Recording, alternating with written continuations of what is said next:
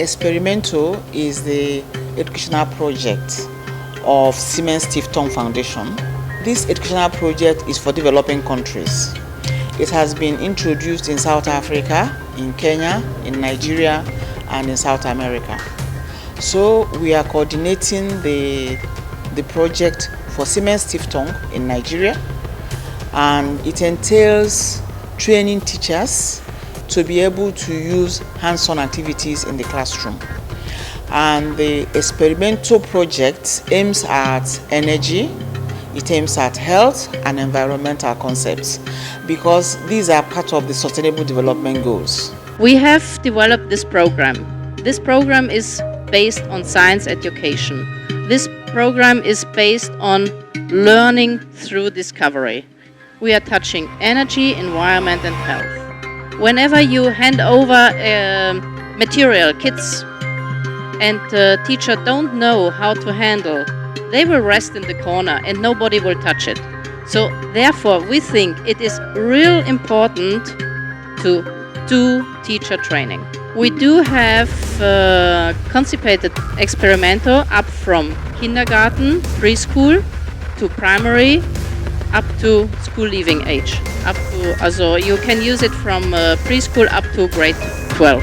The major aim is to make teachers be confident in teaching these concepts to their students in the classroom, and for the students to see the importance of science in their daily lives, and making them use their hands to do these experiments rather than the teacher talking all the time in the classroom. It is an activity-based project that helps the students to learn better and help the teachers to teach more effectively. We're trying to make it as one step towards vocational training. So it's more of giving them a vocational orientation. It's making them understand how they can fix things, make things, innovate, how they can understand factors in energy, factors in environment or healthcare can be manipulated to be a benefit for them. So by using their hands and their minds, they're able to create new concepts, to work with them, to use objects and experimental objects to create new solutions. What is important for us in the workshops is that we teach the teachers aspects of cooperative learning, because we want them to work in groups to take care of large classes. So cooperative learning, first of all, teaches them how to group their students so that a class may have about 10 groups.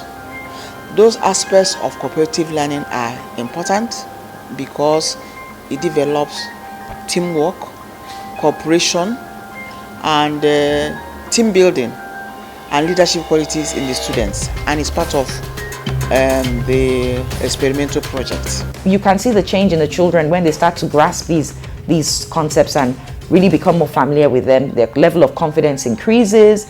There's a lot more self-awareness. There's understanding of what goes on around me. How can I make a change? How can I start to improve my own health, improve the health of others? How can I create solutions that are maybe based on small forms of electricity to change my own environment?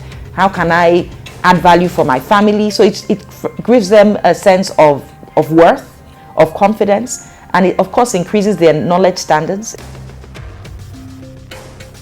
Because it is science, we need to talk about safety.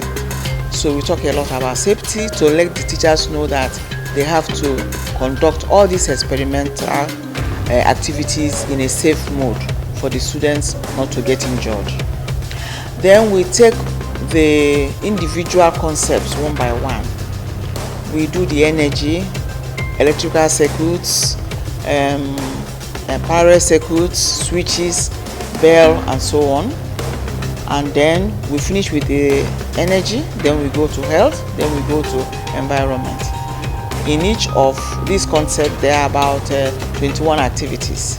The teachers are meant to go through all of them so that at each point they can be able to have the courage, have the motivation, and have the capacity to be able to perform those experiments. For sight, we did identifying coloring for sight, because not all colors are seen by the eyes, and we did different type of colors from the basic primary colors, yellow, blue and green, and we did as the mixture of the colors together to show what the colors comes to at the end of the day. What the children are supposed to learn from this is that they should understand the mixtures of color, and observing colors for a different screen we give another different color entirely. The object that is of the same color with the screen, they will get the same color. We look at the importance of hearing as one of the sense organs. We connect a thick hose to two funnels and placed both ears of the participant. And what we now did was we took few distance, like I said, from between the right and the left from the center to actually see at what point is the person sitting actually hearing the sound, because most of the time even while walking on the road, we hear sounds coming from here and there, and we are able to actually say, oh, the sound is coming from here, the sound is coming from here. What we want to achieve is to let people know that hearing perception is actually different in different directions. So if you are facing a particular side, facing the sound, you hear more than when you back the sound. One of the things I taught today is respiration. And what we want to achieve is we want the primary school students to be acquainted with the way in which our lungs is being operated. We use a 1.5 liter bottle of a Coke or of water bottle as the basic body. Then we use the balloons as each of the levers. We also have a Y connector which is attached to the balloon, and we have a hose on it. They were assembled into the pack. We fasten a nylon with sellotape to the body of the 1.5 liter. So after all the connection, there's a way we connected it that by the time we push in the nylon, the air inside the balloon will exhale, and by the time we pull down the nylon, it will seem as if the balloon will enlarge. So we look at it as if when you inhale, when you breathe in, the balloon in it will expand, and that is when your lungs, the air goes into the lungs and it expands. By the time you now breathe out, the balloons collapse, then the air in the balloon will come out. When the students look at all this, they will understand how the lungs operate in the body. So we tend to see that by the time the students now practicalize this and they see what is happening in the balloon as they are pulling it out and in, they were all fascinated and they will be happy. We have a container. In that container is filled with water. We use pipette to take some quantity of oil. It was dropped on the surface of the water. After a while, what we did was to add some quantity of detergent to drop on that surface of oil. So what we observed after 1 minute of dropping the detergent on the surface of the oil, it was seen that the oil starts dissolving. That implies that detergent is the solvent for oil. What I want the kids to learn from this is that after any meal, it's advisable to wash their hand with detergent instead of water alone. We want to make the students more scientifically literate. We don't want a situation where a child finishes school and is not able to adapt to their environment, whether it is keeping the environment clean, being clean themselves, hygiene, or even about the latest renewable energies. So it will impact education because we want to have more scientifically literate students that will be able to live within their environment and sustain that environment they are living in. And because the world is looking at sustainable development, part of what we are doing in the classrooms in science is to help them to impact on their environment positively, to be able to sustain the environment and to be able to conserve the resources that are available in their environment, and also to be able to live in the society as scientifically literate citizens. The teachers are expected to change their method of teaching. We are expecting to get a paradigm shift on the part of the teachers. We don't want them to be the transmitters of knowledge anymore. We want them to be able to facilitate learning. We don't want the teachers to come to the class and talk like you will see in a normal classroom now. You see a teacher standing in front of the class and talking. In a science class, we want it to be hands-on. So when the teachers go into the school system, they are meant to practice cooperative learning with their students and make their students take ownership of their learning by doing the experiments themselves, not the teachers demonstrating for them. And by doing that, we are promoting 21st century skills, skill of leadership, interaction, time management, social skills, communication skills, team building, teamwork, collaboration.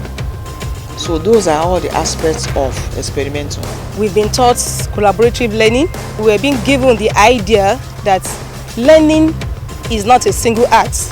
We need to come together, carry the children along while we are teaching, and make them to have an impact. Teaching is not going to be teacher-based, but now is teacher-pupils-based activity. The program, Siemens Foundation, has been a great program, and it has really imparted in me the idea that I need to go back there and make the children have an interest in the area of science. Most of the time, teaching has been theoretical, but with the training today, we have been able to see that there are other ways to make the learning real to the pupils. There are practical ways. So with the knowledge of and the skills that we have been given to today, I will go back to the classroom, use the collaborative learning techniques, and use real objects to drive home this subject, to make science real to the pupils. Instead of having boring classes, they now have experiments to work with. So it makes them assimilate information better.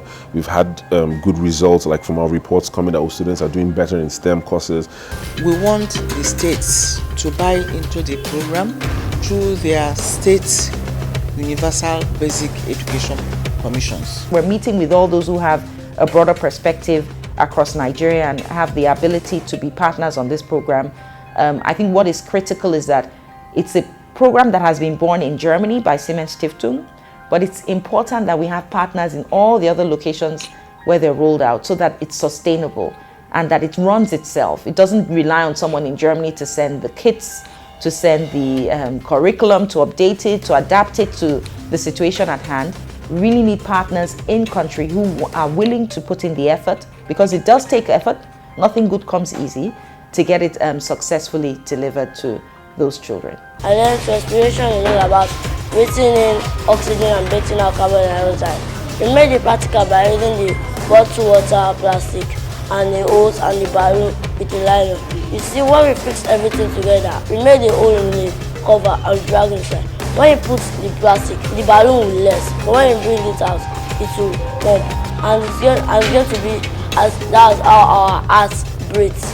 Because anytime I run, we run breathing. So as we drag it, put it inside, it's going to less and drag it outside. We used a green clay and we took some 5 colors. When we laid black on it, we couldn't see the green, but we could only see black. When we laid white on it, we could not see the green, but we could see the white. When we mix 2 different colors, it gives us a different color.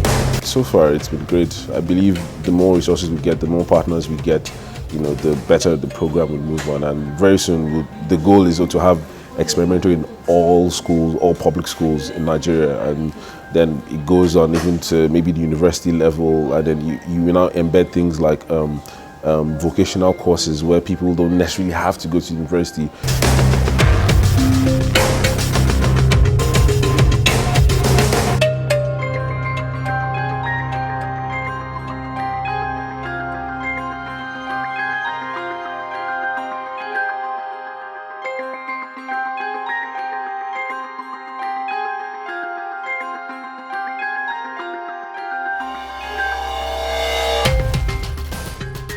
We started 1.5 years ago. We had the first meeting in Nigeria, and what we found was a lively scenery. What we found was people who are ready to learn, who are ready to start on STEM education. So we started our workshops, we started Experimento. So we are giving the boxes, but we are giving them teacher trainings as well. And then the box together with the training, this is Experimento. The Experimento handover ceremony is about sending the boxes into the schools. We trained 22 teachers from 11 schools, and they are here today with their head teachers to collect their certificates and collect their experimental boxes. So we intend that they will use the boxes in their schools, and we will pay them periodic visits to know how they are using the boxes to teach science in the schools. I would love to light the fire into the eyes of teachers, and I would love that the fire keeps burning so that they give a lively science lessons to their children.